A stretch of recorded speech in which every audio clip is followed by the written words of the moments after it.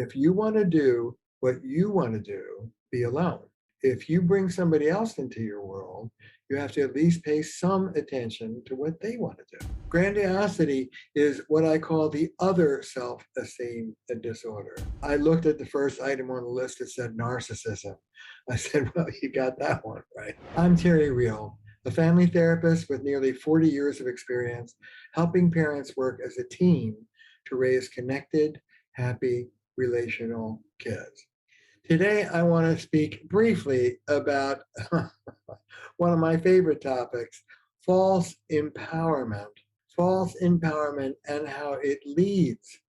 False empowerment in childhood, which leads in adulthood to grandiosity, to superiority, entitlement, selfishness, narcissism, being above the rules, insensitivity to those around us. Grandiosity is what I call the other self-esteem disorder.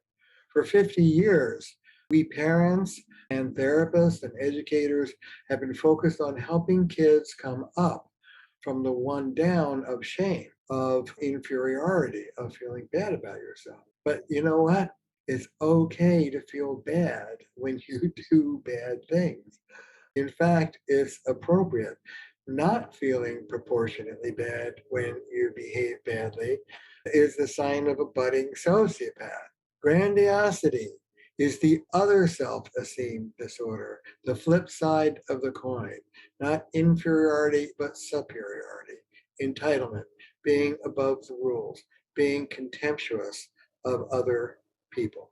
I had a client walk in, hand me a piece of paper and say, I have made a list of my issues.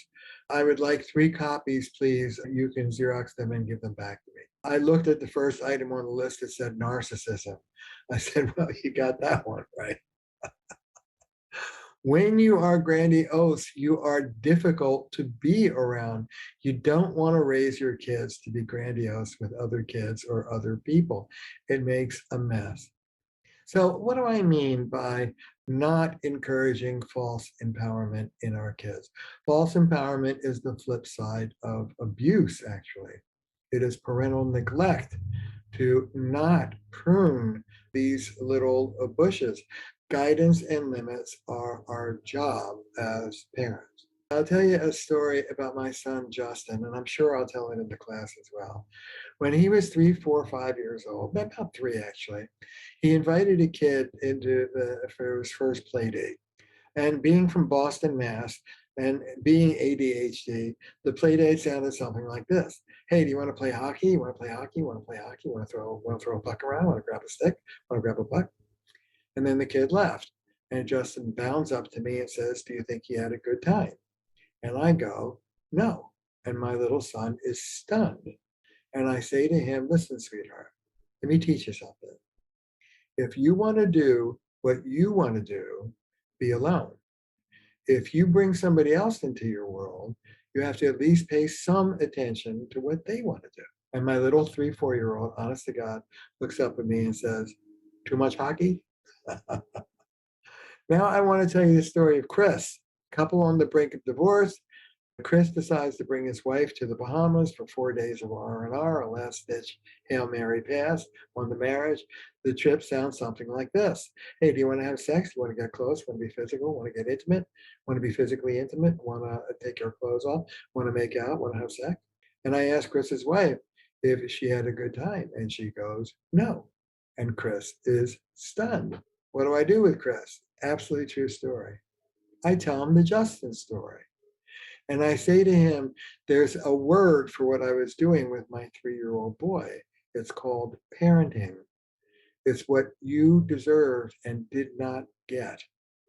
Now you have to schlep to Boston, pay me an arm and a leg, and I'll install the sensitivity chip that should have been installed by your mom and dad when you were 3, 4, 5 years old. Oh, you poor guy. This is what's critical in not falsely empowering our kids. Here's another story. My dad, as many of you know from my writing, was a rager. I never knew which way the wind was going to blow. And I was very young, I think 2nd or 3rd grade. And I came home with a terrible report card. I expected to get trashed. Instead, he laughed, threw the card on the ground, put his arm around me, and said, "It's just because you're so bright, those idiots don't know what to do with you." That's false empowerment. I'm superior to my own teachers in second grade. That was no favor to young Terry Real.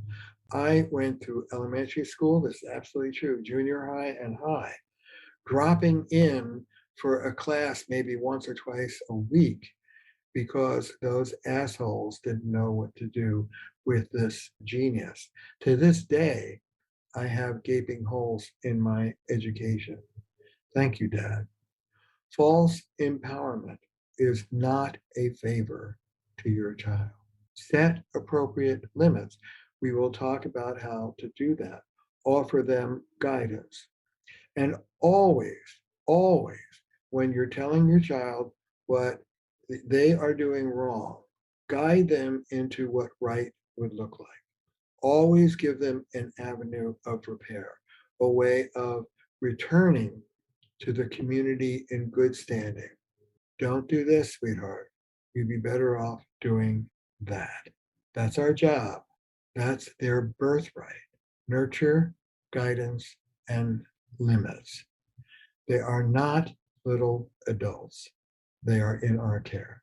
Learn how to teach your children healthy self esteem, neither one down shame and inferiority or one up entitlement and superiority.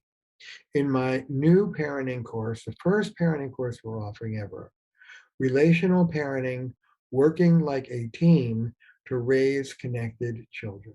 Click below to sign up, and I hope to see you in the class.